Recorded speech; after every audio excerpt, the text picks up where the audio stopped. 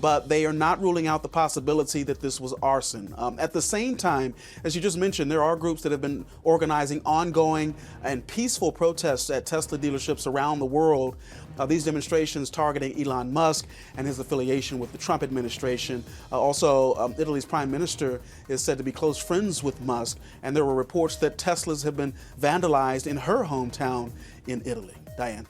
12,000 cars seized, more than 200,000 workers were laid off, and more than $100 billion has evaporated from the American auto industry in 3 weeks. Europe has declared a real trade war on the United States, and this time it's not about steel. It's not about cheese, it's not about diplomacy. It's about electric cars.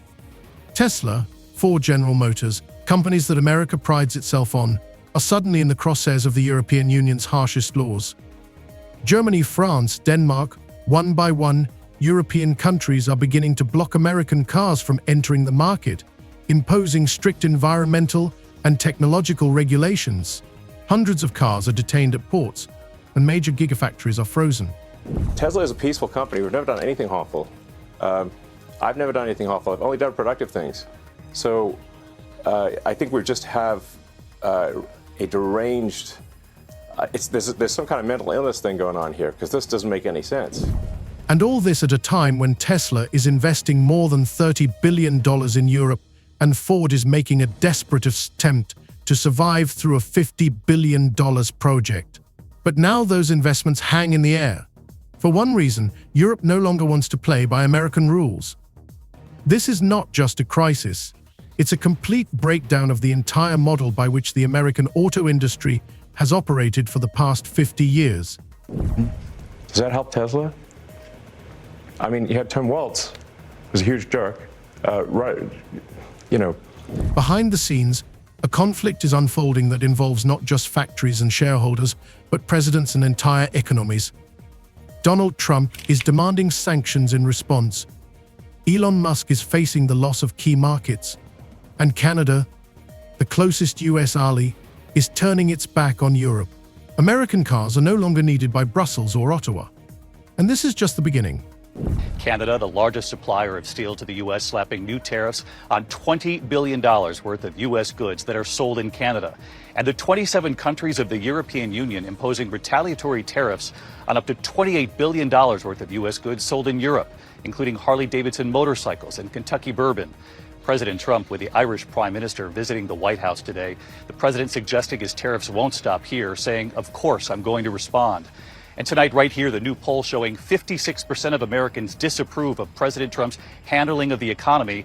The number's even worse now on the president's tariffs. Ford is already closing plants at home, laying off thousands of workers and moving production to Asia. The price of lithium has gone up 300%. New tariffs have made it 25% more expensive to produce a single car. And all this while competitors from China like BYD are nipping at its heels in Europe. Tesla is losing billions, its strategy crumbling before its eyes.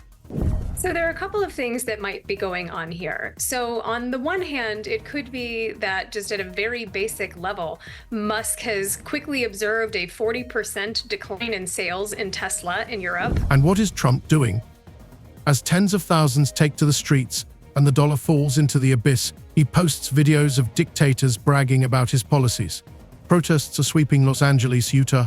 Even the Coachella Festival is turning into an arena of discontent. Americans feel it. They're losing control. Over technology, over production, over the future. Today, we're going to tell you a story that will change the way you look at the future of the auto industry. Why is Europe turning its back on the United States? What's behind environmental regulations? Who really benefits from this collapse? And is it true that Canada is ready to cut off oil and electricity to America if it continues its economic isolation? This isn't just a commercial about cars. This is a battle for global influence, for jobs, for the survival of entire industries. And while some countries are building new alliances, others are drowning in contradictions and political impulse. Watch to the end. Because what is happening now with Tesla, Ford, and the entire American auto industry is only the first wave. It started out of the blue. Not a single analyst on Wall Street, not a single politician in the White House, Not a single top manager at Tesla could have predicted that Germany would freeze the certification of all American electric cars in an instant. The reason sounded formal, non-compliance with new European regulations on digital safety and emissions, but behind the dry statement of the German Ministry of Transportation was a much deeper position. Europe is tired of dependence. Tired of American aggression in the economy, of the pressure of technology giants, of the permissiveness enjoyed by brands like Tesla and Ford, dictating their terms to the markets. Hey Diane, this investigation really just beginning, and one of the key elements will of course be the surveillance video, and investigators potentially have a lot of it to work with as they try to figure out what caused this fire. We know that surveillance footage has been turned over, including video from each of the cars, which could prove vital to understanding what happened here, because each vehicle has its own camera system that works even when the car is off, and 16 cars burned in this fire. And right now investigators don't know what caused it. This time it was different. First Germany, then France struck with its carbon bomb, a new tax on heavy vehicles depending on weight, fuel consumption and even body length. Almost all American models from Ford F-150 to Ram fell under it. After that, Denmark. It simply removed subsidies for all electric cars from the US, instantly, without negotiation, without compromise. Against the backdrop of these decisions, the European Union issued a new set of regulations requiring all manufacturers to disclose the algorithms of data processing by onboard systems. Tesla, as we know, is one of the few companies that categorically refused to disclose the code of its autopilots. Behind it was the principle, a trade secret. But in the eyes of Europe, it was a violation of the law. Well, you will hear people over in Europe say the new Model Y, the Juniper, could be a difference maker, but that's been in that market now for more than a month. And you would think that you'd see a greater snapback if it's going to be a difference maker. Look, we could be wrong. It could be a difference maker once you get the sales for April, May, and June. But when you have a country like Norway, I think the sales were down something like 11% there. I mean, that's a very savvy EV consumer in Norway. And that's long been a strength for Tesla. Very small market, not huge volume, but I think almost all of the vehicles they sell there are electric.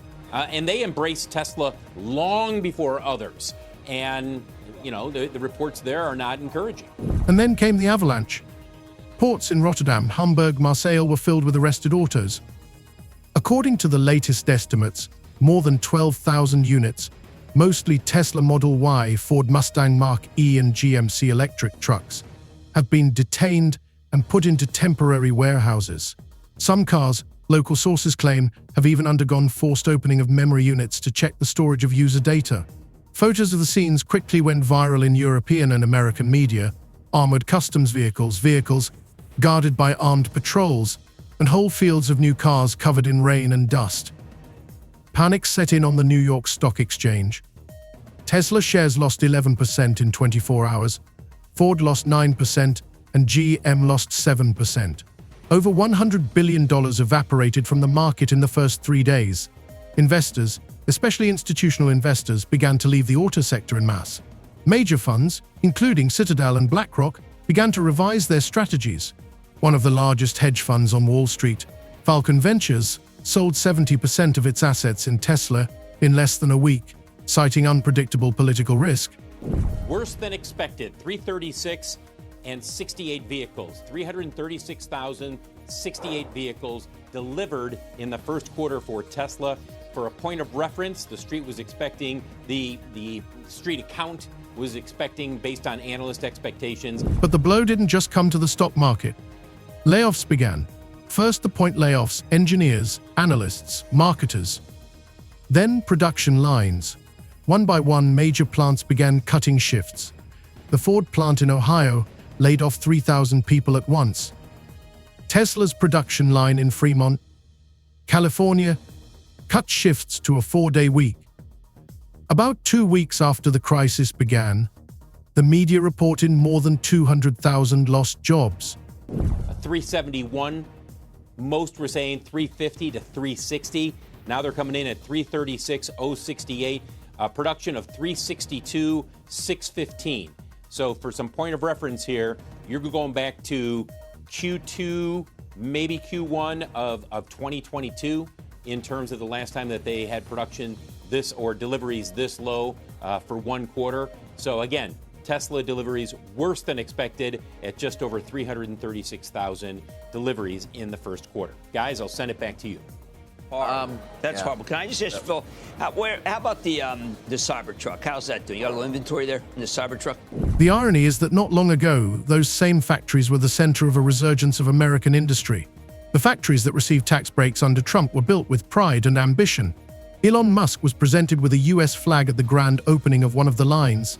Now those same factories were sinking into silence. Unemployed workers, journalists, and labor unions were on duty at the entrances. One woman who lost her job in Michigan told a local TV station that this was her third job loss in 5 years. First COVID, then automation, now Europe. How am I going to feed my kids? In parallel, rumors of Tesla's possible withdrawal from Europe have been circulating. The Gigafactory in Berlin, launched with such pomp, was ordered to suspend operations due to suspected violations of lithium waste recycling regulations.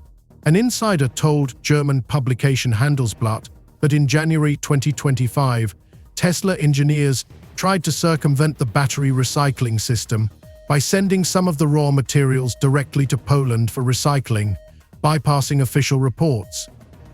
Well, this feels more like a Tesla-only story when you look at just this fall in EV sales for them that they're suffering across Europe, down 45% in January. The wider EV market in Europe up 37%, so rivals are catching up and performing. This only added fuel to the fire. European officials began to say bluntly, America is violating not only standards but also trust. In Brussels, there was an initiative to completely ban the sale of American electric cars until the car manufacturers passed the audit. Support for this proposal was expressed by Belgium, the Netherlands, Austria, and unexpectedly, Spain. This position was not only political, but also economic. European auto giants such as Volkswagen, Renault, and Stellantis sensed a chance. They began aggressively promoting their models, launching advertising campaigns urging support for a green European future. One of Renault's advertising slogans was, "A real EV doesn't store your data, it stores the planet." After Trump imposed those sweeping 25% tariffs on aluminum and steel imports, the European Union retaliating with tariffs on up to $28 billion of U.S. goods. Trump making it clear this isn't over, vowing to respond in kind with sweeping retaliatory tariffs early next month. They're doing what they should be doing, perhaps, for the European Union, but it does create ill will. And as you know, we're going to be doing reciprocal tariffs. So whatever they charge us, we're charging them. Canada also striking back with new tariffs on $20 billion worth of U.S. goods, mostly steel and aluminum, but also computers and sporting goods. For the U.S. economy, the consequences have been enormous. Car exports to Europe totaled more than $60 billion a year. Now that figure could go to zero. Not only the auto industry is suffering, but also logistics, IT, and small businesses. The state of Michigan alone, according to the local Chamber of Commerce, could lose up to 12% of its GDP. Emergency meetings began in Washington. Senators debated whether a retaliatory strike was necessary. Some suggested imposing mirror tariffs. Some suggested sending financial aid to the affected factories. But time passed, and no decisions were made. In the conditions of political paralysis and pre-election hysteria, the automobile industry was losing ground under its feet. This chain of events revealed one simple truth. American industry was unprepared to compete in the face of new environmental standards, digital transparency, and tough international politics. The illusion of world leadership built on old rules collapsed under the weight of the new reality.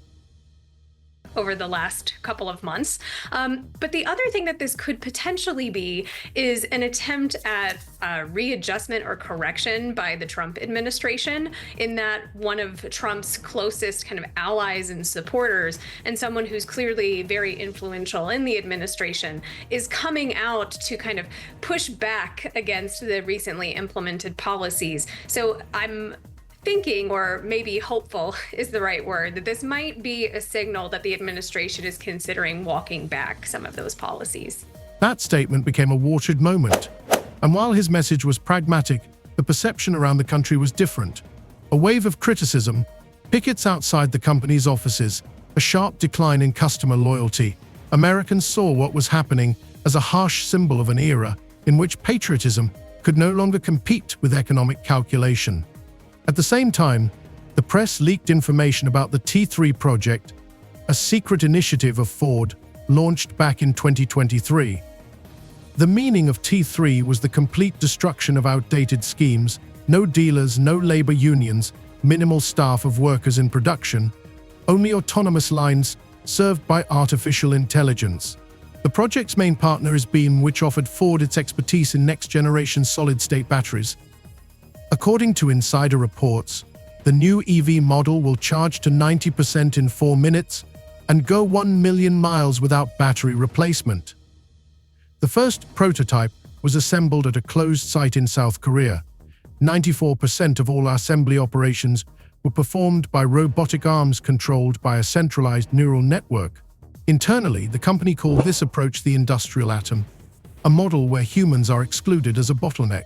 For logistics, a contract was signed with Amazon, delivery of cars directly to the door without showrooms, without queues, with individual configuration in the application. With the crisis with Europe and the collapse of trade bridges within North America, Ford simply changed the whole paradigm. That's from the European Automobile Manufacturers Association.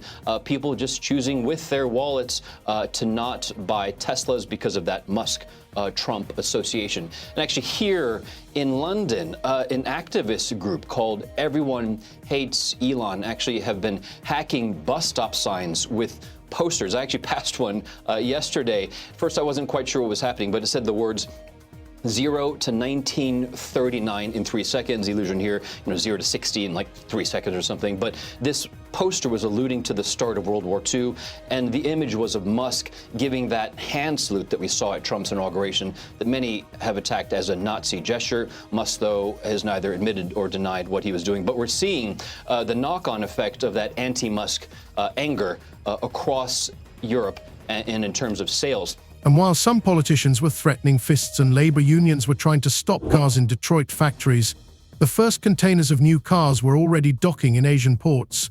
In the markets of Vietnam, India, and Singapore, advertising campaigns were launched under the slogan, "Built for the future, made without compromise."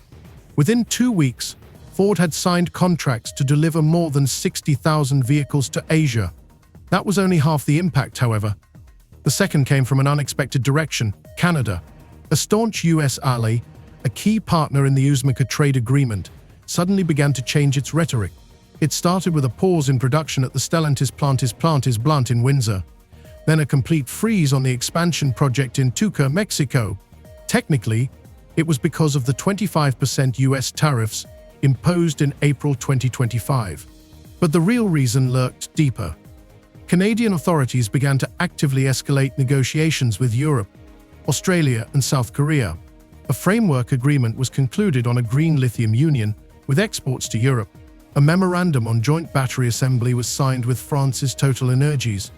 Moreover, for the first time in a decade, Canada officially announced its intention to reduce oil exports to the US, redirecting part of the flows to the EU. Teslas are being torched across the country. Dealerships shot up and set on fire. Spray paint to vandalize and make a statement. People in Southern California are getting notes on their Teslas, calling them complicit Nazis for owning electric cars. This gesture could not be ignored. The US received up to 60% of heavy oil from Canadian fields, which ensured stable operation of more than 30% of refineries in the south of the country. Now, with the threat of disruptions, the cost of gasoline began to rise. In New York City, the price jumped 34 cents a gallon in just 4 days. On top of that, Canada cancelled tax breaks for US auto companies that assemble parts on its soil. And then, in a subtle but painful blow, it suspended its participation in a joint battery recycling program, citing low US standards for handling lithium-containing waste. This series of moves showed Canada no longer wants to be an appendage of US industry. Its focus is on building an independent energy infrastructure, and cooperation with the US is no longer seen as guaranteed. All of this is reflected in the supply chain. In the traditional model, a car could cross the US-Canada border up to 7 times, going through machining, welding, painting, final assembly. Now, every border means tax, inspection, new deadlines. SP Global Mobility calculates that the cost of assembling a single electric car has risen by $4,000–$6,000. Outperforming as well in some cases, doing better than Tesla. And you just have to think, how much more is this a sustained issue for Tesla going forward, given the fact that you have Elon Musk, who's been very forthright in his opinions, particularly weighing in on politics, particularly in Europe. We've just had the European elections, which Musk has been very focused on. But across the piece, when you look at the performance for Tesla in Europe, it's not just in small countries. There are a lot of countries where Tesla has been performing badly, including in Germany, in the UK where it has been lagging, and Spain as well. US companies are trapped. Europe is cut off. Canada is turning around. Mexico is losing incentives.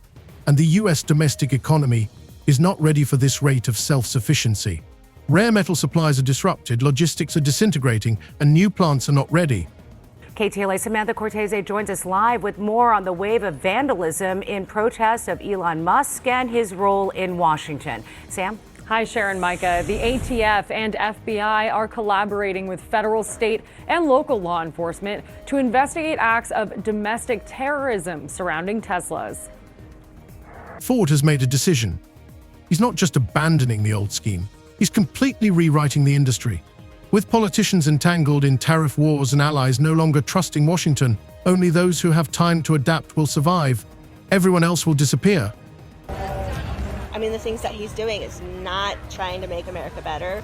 He's ruining our infrastructure, every department in our government. He's ruining, and he's right now destroying our economy.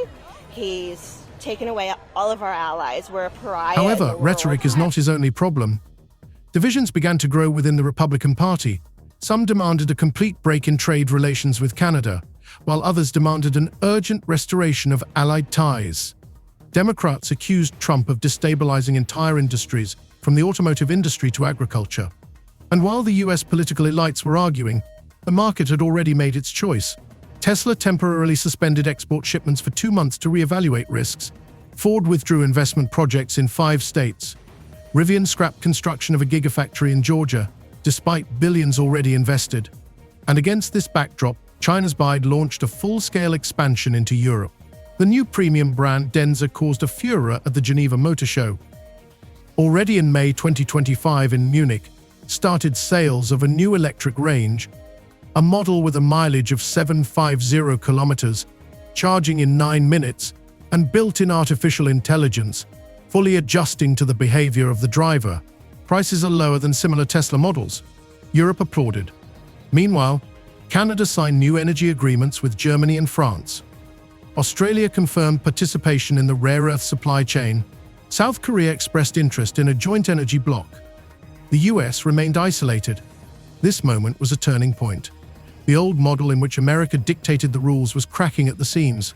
Now other countries were setting norms, choosing partners and building new economic axes. The key question is, will the US be able to adapt? Or has the time for monopoly passed? While the energy empire crumbles, the auto industry struggles to survive, and the dollar loses credibility, the political system is busy with arguments and shows of force. But markets are not waiting. They are making choices faster than politicians can open their mouths. And those choices are increasingly not in America's favor.